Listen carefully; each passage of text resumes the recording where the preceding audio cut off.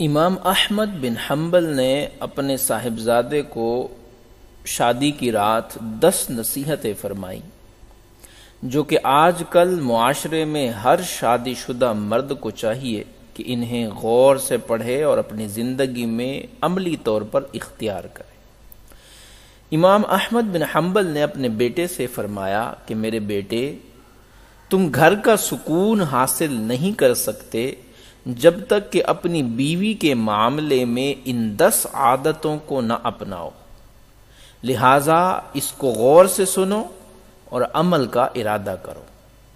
پہلی 2 تو یہ کہ عورتیں تمہاری توجہ چاہتی ہیں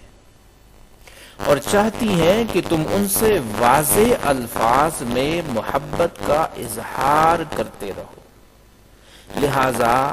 وقتاً فوقتاً اپنی بیوی کو اپنی محبت کا احساس دلاتے رہو اور واضح الفاظ میں اس کو بتاؤ کہ وہ تمہارے لیے کس قدر اہم اور محبوب ہے۔ اس گمان میں نہ رہو کہ وہ خود سمجھ جائے گی۔ رشتوں کو اظہار کی ضرورت ہمیشہ رہتی ہے۔ یاد رکھو، اگر تم نے اس اظہار میں کنجوسی سے کام لیا تو تم دونوں کے درمیان ایک تلخ دراڑ آ جائے گی جو وقت کے ساتھ بڑھتی رہے گی اور محبت کو ختم کر دے گی۔ تیسری عادت، عورت کو سخت مزاج اور ضرورت سے زیادہ محتاط مردوں سے کوفت ہوتی ہے، لہذا وہ نرم مزاج مرد کی نرمی کا بے جا فائدہ اٹھانا بھی جانتی ہے، لہذا ان دونوں صفات میں اعتدال سے کام لینا تاکہ گھر میں توازن قائم رہے اور تم دونوں کی ذہنی سکون حاصل ہو۔ چوتھی عادت، عورت کو اپنے شوہر سے وہی توقع ہوتی ہے جو شوہر کو اپنی بیوی سے ہے، یعنی عزت، محبت بری باتیں، ظاہری جمال، صاف ستھرا لباس اور خوشبودار جسم، لہذا ہمیشہ اس کا خیال رکھنا۔ پانچویں عادت، یاد رکھو گھر کی 4 دیواری عورت کی سلطنت ہے۔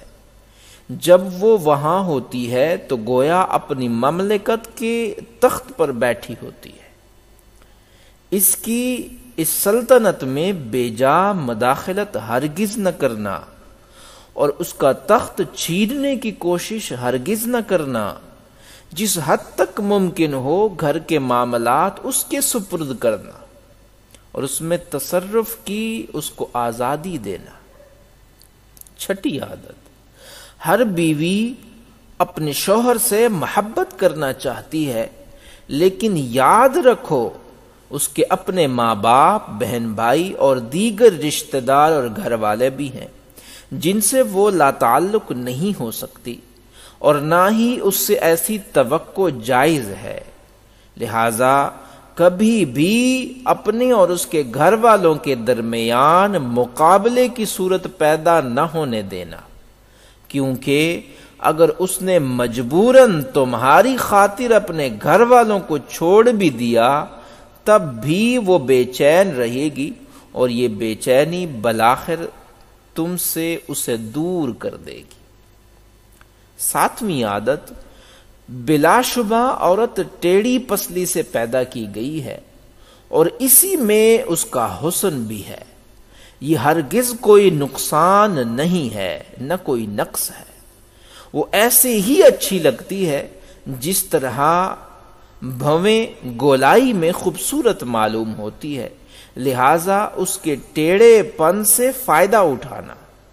اور اس کے حسن سے لطف اندوز ہونا۔ اگر کبھی اس کی کوئی بات ناگوار بھی لگے تو اس کے ساتھ سختی اور تلخی سے اس کو سیدھا کرنے کی کوشش نہ کرنا، ورنہ وہ ٹوٹ جائے گی اور اس کا ٹوٹنا بالآخر طلاق تک نوبت لے جائے گا۔ مگر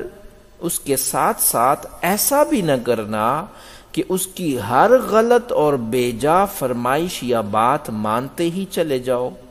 ورنہ وہ مغرور ہو جائے گی